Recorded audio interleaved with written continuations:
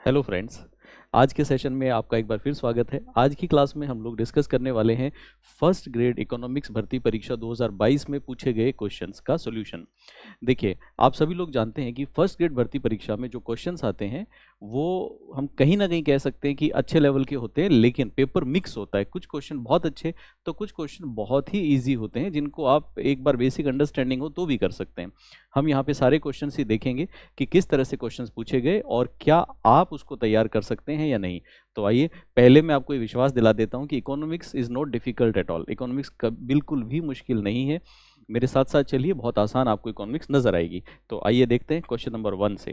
पहला क्वेश्चन आया, in real GDP calculation we have, वास्तविक सकल घरेलू उत्पाद की गणना में हम कौन से प्राइस को लेते हैं। पहला है कांस्टेंट प्राइस, फिर है current price, ratio of constant and current prices, all of the above. Hindi में बात की जाए तो स्थिर कीमतें, चालू या परिवर्तनशील कीमतें, या फिर इन दोनों का अनुपात, या फिर उपरोक्त सभी। अब पहले हमें यह समझना होगा कि जीडीपी आखिर है क्या। तो देखिए, किसी भी कंट्री के अंदर एक फाइनेंशियल ईयर के अंदर उसके डोमेस्टिक एरिया में जितना भी प्रोडक्शन होता है, उस उत्पादन का जो सम टोटल, उस उत्पादन का जो कुल वॉल्यूम है, वही हमारे लिए देश की जीडीपी कहलाती है। आसान भाषा में समझाऊं तो एक साल में देश ने नया उत्पादन कितना किया उसका जोड़ कर लिया जाए तो वो जीडीपी है। क्यों निकालते हैं हम जीडीपी? जीडीपी से हम ये पता लगाना चाहते हैं कि हमारे देश में उन्नति हो रही है या नहीं हो रही, ग्रोथ हो रही है या नहीं हो रही। अब इसके लिए ये प्राइजेस का फंडामेंटल क्या है। किसी भी देश में महंगाई समय के साथ बढ़ती रहती है, तो महंगाई के साथ बढ़ा हुआ कीमत, आज का जो मूल्य है वो करंट प्राइस कहलाता है, वर्तमान मूल्य कहलाता है। लेकिन अगर मान लो कि महंगाई बढ़ने से पहले क्या कीमत थी, अगर हम वो देखें तो वो हमारा कांस्टेंट प्राइस या स्थिर मूल्य कहलाता है। अब जीडीपी जब हम कैलकुलेट करते हैं तो मान लो कि मान लेते हैं कि 2022-23 की जीडीपी जो थी वो थी 200 करोड़, जस्ट उदाहरण ले रहा हूं मैं, है ना। और 2023-24 में जो जीडीपी है वो बढ़ के हो गई 300 करोड़। अगर मान लो ये फिगर हमारे सामने हो तो देखने से पता चलता है कि जीडीपी में 100 करोड़ का इजाफा हुआ है। मतलब यहां से यहां तक चले तो 50% का इंक्रीज हुआ है। अब हम ये कहने लगेंगे कि हमारे देश में 50% उन्नति हुई है, लेकिन कुछ अर्थशास्त्री यहाँ पे आते हैं और कहते हैं बेटे रुको, ये बात गड़बड़ है। क्यों? आप जो गणनाएं कर रहे हो वो सारी की सारी बाजार मूल्य पे, मार्केट प्राइस पे कर रहे हो। और जीडीपी में ये जो चेंज आया, ये सिर्फ देश में नए उत्पादन के कारण नहीं आता। जीडीपी में चेंज दो कारण से आ सकता है। कैसे? या तो देश में प्रोडक्शन या उत्पादन बढ़ गया हो, या फिर देश में प्रोडक्शन उत्पादन ना बढ़ा हो लेकिन देश में जो कीमतें हैं, प्राइसेस हैं, वो बढ़ गई हो। आसान भाषा में महंगाई बढ़ गई हो। तो कहीं ऐसा तो नहीं है कि आप राजी हो रहे हो कि देखो 200 करोड़ का उत्पादन होता था, अब की बार 300 करोड़ का हुआ। हो सकता है कि 200 करोड़ का जब उत्पादन हुआ तो मान लो उदाहरण के लिए उस समय 100 चीजें बनाई गई थी और उनकी कीमत कितनी थी? 200 करोड़। आज भी जो उत्पादन हुआ वो भी 100 ही चीजों का हुआ, उत्पादन में कोई चेंज नहीं आया, लेकिन महंगाई 50% बढ़ गई जिसकी वजह से कीमतें बढ़ के 300 करोड़ नजर आ रही हैं। इसका मतलब ये हुआ कि जो परिवर्तन है ये सिर्फ प्राइस लेवल में चेंज के कारण है। इसलिए हम जीडीपी की गणना एक बार करते हैं महंगाई के साथ, जिसको हम लोग बोलते हैं करंट प्राइस। एक बार हम लोग करते हैं बिना महंगाई के पुराने मूल्य पे, और उस पुराने मूल्य स्तर पे जब हम जीडीपी निकालते हैं तो उसको हम लोग नाम दे देते हैं कांस्टेंट प्राइस। करंट प्राइस पे निकाली गई जीडीपी हमारे लिए कहलाती है नॉमिनल जीडीपी, और ये जो जीडीपी है ये हमारे लिए कहलाती है रियल जीडीपी। अब देखिए, जीडीपी इतना लंबा कॉन्सेप्ट है कि इस क्वेश्चन के साथ तो मैं आपको पूरा अभी यहाँ समझाने बैठूंगा तो 20-25 मिनट हमारा सिर्फ मूल्य समझने में लग जाएगा। लेकिन इतने से आपको ये समझ में आता है कि जीडीपी मुख्य रूप से दो तरह से निकाली जाती है, करंट प्राइस पे जिसको नॉमिनल जीडीपी बोलते हैं, और स्थिर मूल्यों पे जिसको हम रियल जीडीपी बोलते हैं। क्वेश्चन कह रहा है कि रियल जीडीपी में कौन सा मूल्य काम आएगा, तो सही आंसर होगा स्थिर मूल्य या कांस्टेंट प्राइस। उम्मीद करता हूँ ये बात आपको समझ में आती है। बाकी हम जब चैप्टर पढ़ेंगे तो उसके साथ में और डिटेल में डिस्कस करेंगे। अब देखो, जीडीपी जब मैं पढ़ाता हूं तो मैं जीडीपी पढ़ाते समय दोनों जीडीपी की डेफिनेशन लिखवाई मैंने, दोनों को अच्छे से समझाया। तो अगर आपने एक बार भी उस वीडियो को देख लिया हो या एक बार आप नोट से गो थ्रू कर ली हो तो ये क्वेश्चन गलत होने की कोई संभावना नहीं है।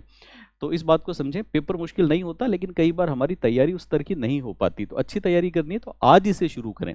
जितना लेट करते जाएंगे उतना हमारे लिए लॉस होता है। नेक्स्ट क्वेश्चन देखिए। दूसरा क्वेश्चन आया, marginal revenue is equal to change in. Marginal revenue निम्न में से किसके परिवर्तन के बराबर है? यहाँ पे 4 ऑप्शन आपको दिए हुए हैं। तो सबसे पहले हम कॉन्सेप्ट को समझते हैं, ऑप्शन बाद में देखेंगे। कॉन्सेप्ट समझते हैं कि मार्जिनल रेवेन्यू होता क्या है। सबसे पहले आप समझिए रेवेन्यू क्या है। हमारा जो टोटल क्वांटिटी हम लोग सेल करते हैं, जो भी उत्पाद बनाया उसकी जो टोटल क्वांटिटी हम लोग सेल करेंगे, उस टोटल क्वांटिटी की कीमत से गुणा कर दिया जाए। जैसे हमने 100 किलो माल बनाया और उसकी कीमत 50 रुपये किलो है, ठीक है, 100 किलो माल बनाया, 50 रुपये किलो है, 100 गुणा 50 कर दें तो टोटल सामान कितने का हो गया? 5,000 रुपये का। ये हमारी टोटल रेवेन्यू कहलाती है। तो मान लो कि कल तक हम लोग 100 प्रोडक्ट बेचा करते थे 50 रुपये के हिसाब से, तो 5,000 रुपये की कुल रेवेन्यू हमारे पास आती थी। अब हम ये देखना चाहते हैं कि अगर ये जो क्वांटिटी सोल्ड है इसके अंदर 1 यूनिट और बढ़ा दी जाए, अगर 101वीं यूनिट बेच दी जाए, तो 1 यूनिट और बढ़ाने से, 1 यूनिट और बढ़ाने से हमारी जो रेवेन्यू उसमें क्या फ़र्क आएगा? तो कल तक जो रेवेन्यू 5,000 आती थी वो कितनी आने लगेगी? 5100। और इस रेवेन्यू में देखा जाए तो कितना डिफरेंस आएगा? पहले 5,000, 5100 कितना आया? 100। तो 1 यूनिट एक्स्ट्रा बेचने पे रेवेन्यू में कितना चेंज आता है? 100। यही हमारे लिए मार्जिनल रेवेन्यू कहलाती है। तो आसान भाषा में उत्पादन की एक अतिरिक्त इकाई बेचने से हमारी रेवेन्यू में जो परिवर्तन आता है वो ही मार्जिनल रेवेन्यू कहलाता है।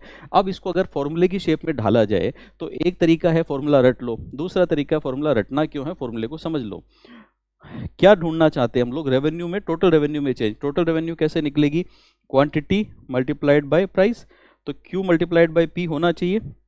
लेकिन ये तो है पुराने वाली कि पहले टोटल रेवेन्यू क्या थी, फिर करेंगे Q1 और P1, तो फिर देखेंगे कि नई रेवेन्यू क्या, दोनों में अंतर निकालना है। तो क्या इकोनॉमिक्स हम लोग पढ़ रहे हैं तो इसको हम ऐसे डिनोट कर सकते हैं कि चेंज इन टोटल रेवेन्यू, तो change in total revenue divided by change in quantity, ये इसका फॉर्मूला बन गया।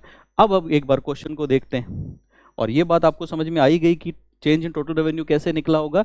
इसमें प्राइस मल्टीप्लाइड बाय क्वांटिटी किया पुराना वाला, प्राइस मल्टीप्लाइड बाय क्वांटिटी किया नया वाला, दोनों का अंतर है। अब देखो मार्जिनल रेवेन्यू किसके बराबर है? पहला है price divided by change in output.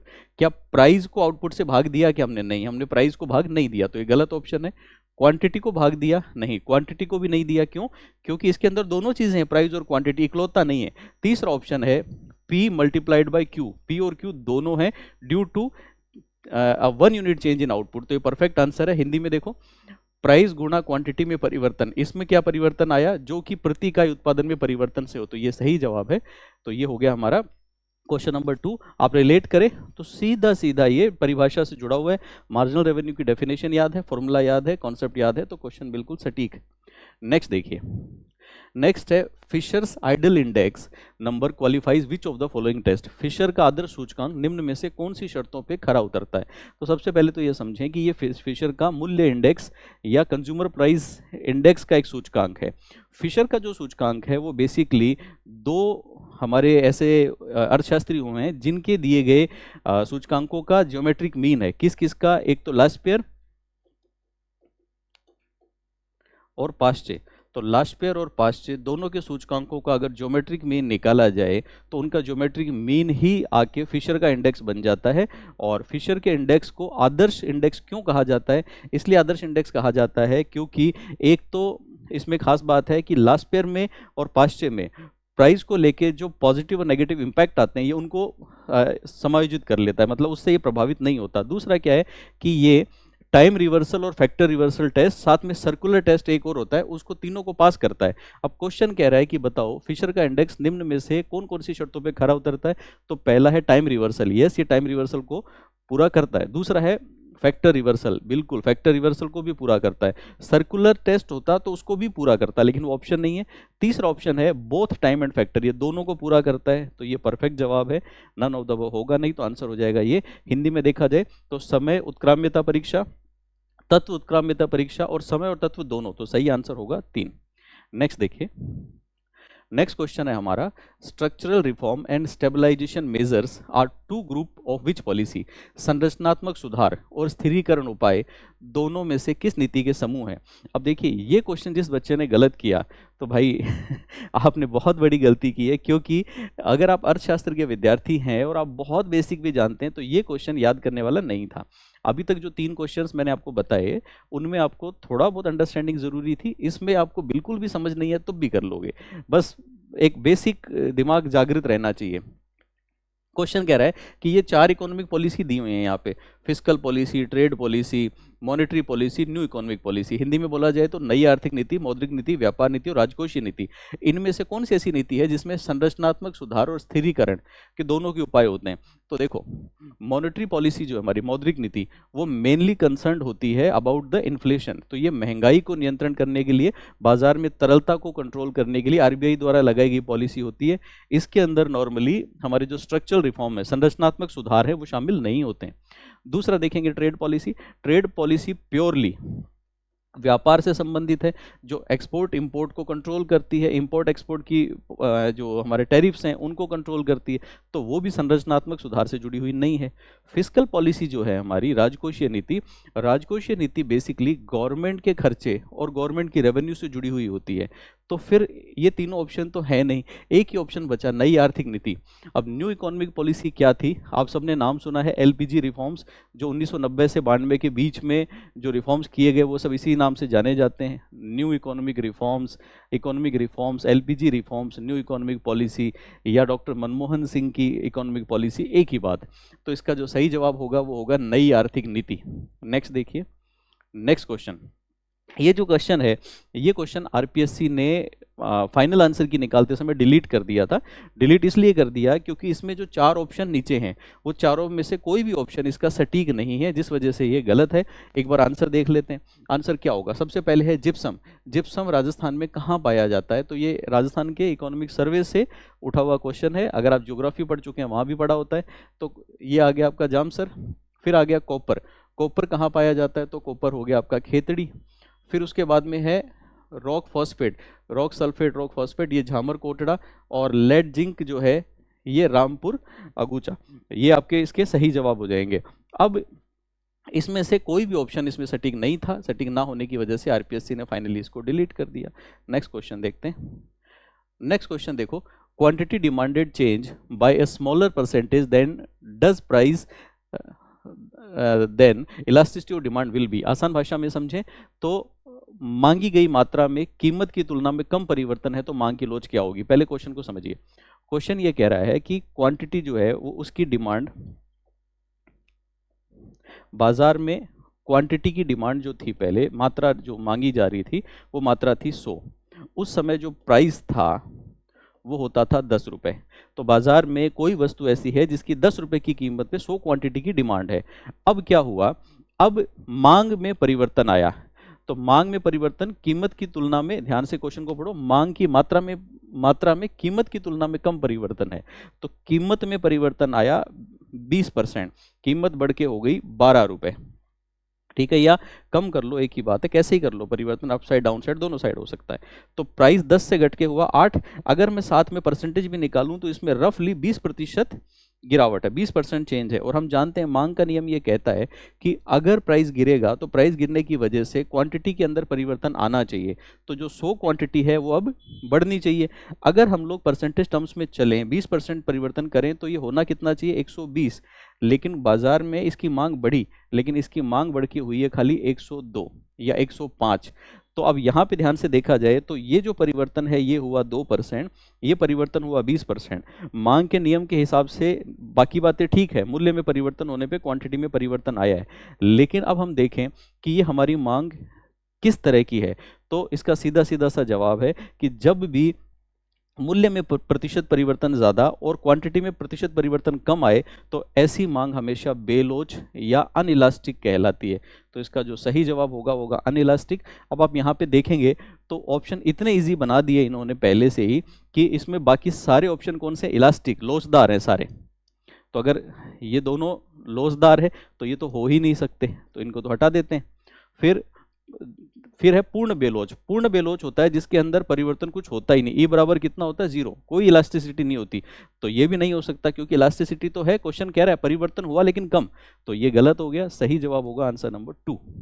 तो मैं उम्मीद करता हूं कि ये क्वेश्चंस आपको समझ में आए होंगे। अब क्वेश्चन बहुत आसान है, आप थोड़ा समझ से करें तो आसानी से कर सकते हैं। ज़रूरत है तो बस सही तैयारी, सही मार्गदर्शन और समय से तैयारी की। अगर आप लोगों ने अभी तक तैयारी शुरू नहीं की है तो आज ही अपनी तैयारी शुरू करें। हम लोग फर्स्ट ग्रेड इकोनॉमिक्स के लिए ऑनलाइन लाइव बैच भी लाएंगे, ऑफलाइन बैच की भी कोशिश करेंगे, और उसके साथ साथ रिकॉर्डेड बैच तो है ही, लेकिन होता यह है कि आप समझते हैं इस तरह के जो सब्जेक्ट के बैचेस होते हैं वो प्रॉपर बैच तभी बन पाता है जब नोटिफिकेशन आ जाता है। तो जब तक नोटिफिकेशन नहीं आता तब तक अपनी तैयारी को ना रोकें, आप हमारे रिकॉर्डेड बैच के साथ जुड़ें। रिकॉर्डेड बैच में सभी चीज़ें डिटेल में ठीक से कराई गई हैं, और अगर फ्यूचर में कभी लाइव या फिर हमारा रिकॉर्ड ऑफलाइन बैच होता है तो उस बैच में आप अपनी फीस को एडजस्ट करा के वहाँ भी आप अपनी चीज़ें कवर कर सकते हैं। तो मिलते हैं जल्दी अगले वीडियो में। धन्यवाद।